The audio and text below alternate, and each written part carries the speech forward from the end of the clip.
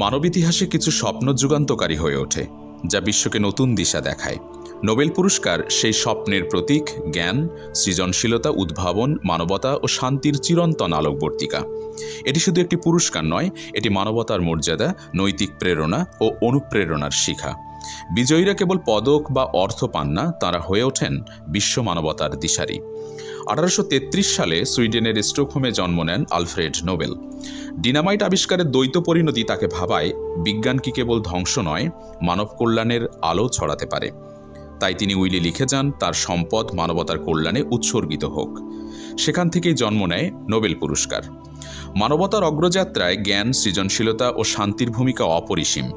সেই চিরন্তন মূল্যবোধকেই সম্মান জানাতে নোবেল পুরস্কার প্রদান করা হয় 6টি গুরুত্বপূর্ণ ক্ষেত্রে: পদার্থবিজ্ঞান, রসায়ন, চিকিৎসা বিজ্ঞান, সাহিত্য, শান্তি ও অর্থনীতিতে। নোবেল পুরস্কার নির্বাচনের প্রক্রিয়া বিশ্বের সবচেয়ে কঠোর ও গোপনীয়ভাবে করা হয়। প্রতিটি পুরস্কারের পেছনে থাকে নিরপেক্ষতা, সততা ও মানবতার প্রতি গভীর দায়বদ্ধতা। আজ পর্যন্ত মার্কিন যুক্তরাষ্ট্র সর্বাধিক 423টি নোবেল পুরস্কার অর্জন করেছে এবং তারাই শীর্ষে রয়েছে। এরপরই রয়েছে যুক্তরাজ্য, জার্মানি ও ফ্রান্স। বাংলাদেশের ইতিহাসে এক গৌরবোজ্জ্বল মুহূর্ত আসে যখন ডক্টর মুহাম্মদ ইউনূস, বর্তমানে বাংলাদেশের অন্তর্বর্তীকালীন সরকারের প্রধান উপদেষ্টা, 2006 সালে শান্তিতে নোবেল পুরস্কার জিতে বাংলাদেশকে বিশ্ব দরবারে এক অনন্য উচ্চতায় পৌঁছে দেন। কেবল হাতে গোনা কয়েকজনই একাধিকবার নোবেল পেয়েছেন। তাদের মধ্যে বিশেষভাবে উল্লেখযোগ্য ম্যারি কুরি 1903 সালে পদার্থবিজ্ঞানে, 1911 সালে রসায়ন শাস্ত্রে, লিনাস পলিং 1954 সালে রসায়নে এবং 1962 সালে শান্তিতে নোবেল পুরস্কারে ভূষিত হন। তাদের জীবন প্রমাণ করে মানুষের মেধা শুধু ল্যাবরেটরিতেই নয়, মানবতার সেবাতেও আলো ছড়াতে পারে। ইতিহাসে কিছু ব্যতিক্রমও রয়েছে। ফরাসি দার্শনিক জঁ পল সার্ত্র 1964 সালে সাহিত্যে নোবেল পেয়ে ফিরিয়ে দেন, কারণ তিনি বিশ্বাস করতেন লেখক কোনো প্রতিষ্ঠানের শৃঙ্খলে বাঁধা থাকা উচিত নয়।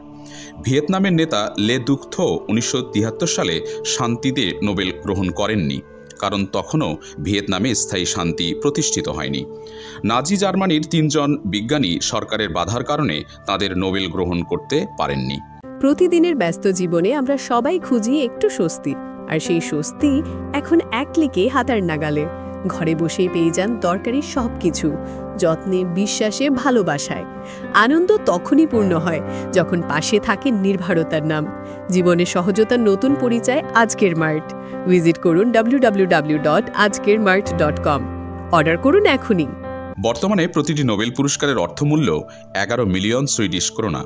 একজন বিজয়ী সম্পূর্ণ অর্থ পান, আর যদি একের অধিক এ পুরস্কার কেউ পান, সেক্ষেত্রে সমান বা নির্ধারিত অনুপাতে ভাগ করে দেয়া হয়। তবে সত্যিকারের মূল্য পদক বা অর্থ নয়, এটি অনুপ্রেরণা, মর্যাদা এবং বিশ্ব মানবতার হৃদয়ে ছড়িয়ে দেওয়া আলোর প্রতীক। প্রতি বছর অক্টোবরের প্রথম বা মধ্যভাগে, সাধারণত 6 থেকে 13 অক্টোবরের মধ্যে নোবেল পুরস্কারের বিজয়ীদের নাম ঘোষণা করা হয়। সে বছরই 10 ডিসেম্বর আলফ্রেড নোবেলের মৃত্যুবার্ষিকীতে বিজয়ীদের হাতে পদক ও সনদ তুলে দেওয়া হয়। নোবেল পুরস্কার কেবল সম্মান নয়, এটি মানবতার দীপ্ত আলোকবর্তিকা। এটি আমাদের শেখায় সাহস, স্বপ্ন, সৃজনশীলতা ও অক্লান্ত পরিশ্রমই অসম্ভবকে সম্ভব করে। প্রতিটি নোবেল বিজয়ী ভবিষ্যতের প্রেরণা হয়ে মানবতার পথে আলো ছড়িয়ে দেন।